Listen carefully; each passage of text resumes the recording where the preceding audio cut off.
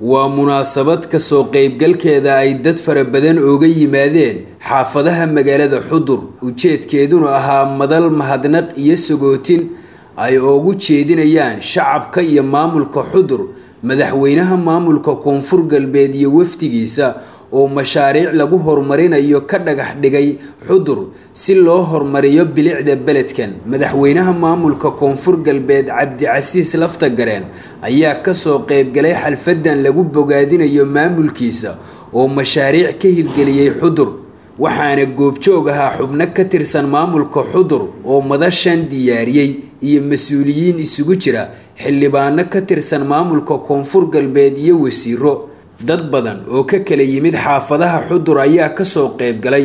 waxaana munaasabadan oo muuqaalkeeda iyo maamuuskeeduba uu sareeyay heeso mahadnaq iyo sagootin iyo madadaalo isugu jira ka soo jeediyay fanaaniinta Jinowkey oo bilowgii xalfadaba ku bilaabay heeso macaan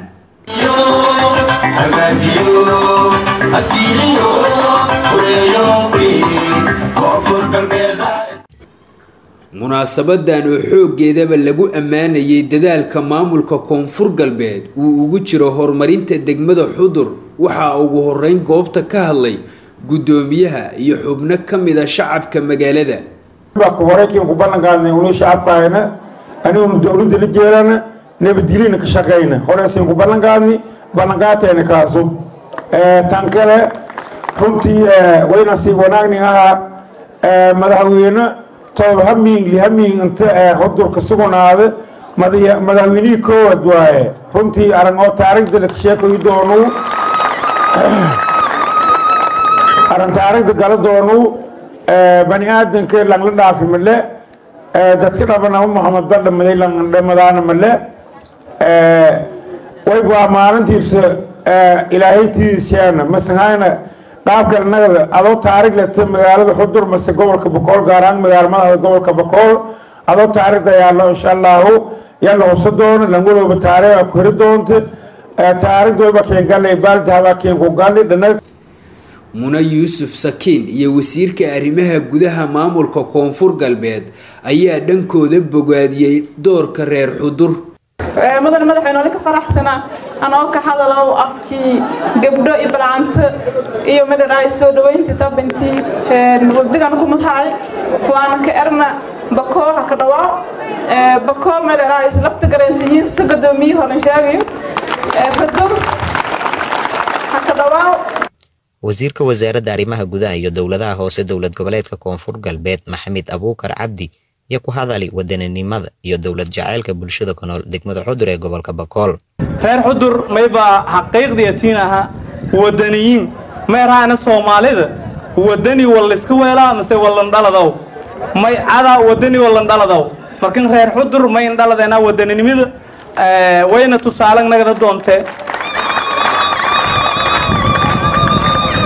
Soomaali guud ahaan in badan amay tusaale lan waysanaay magaalada nabadda magaalada wadaniyiinta magaalada dawladnimada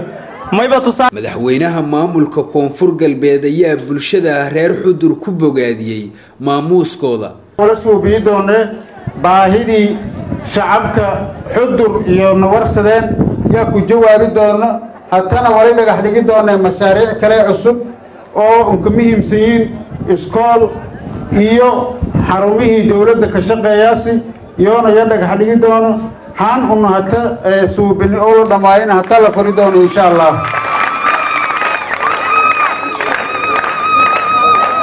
wali kama santina isku duubnaanta iska hirnaanta wada jarka si isin garab siyaasan ciidamada qalabka sida si jeelin ciidanka si diyaarinka tiin nabadgeliyada wada shaqeynta fayl isiin maamulkiiba kama santin unoona garaba singana singarab suruna walaalaali walaagin baahataan oo baahidiina ya dhamaastiraan insha Allah eedeeda ma santin sagootis fayl sharafi karaamanayata eedeedan ka faraxsanay inuu Xudur kooyni siyeed bari roogna hatana hanagana mar lamaad hanagana mar saddexaad hanagana mar walba si la roogna shacabku nu jeelnaatiin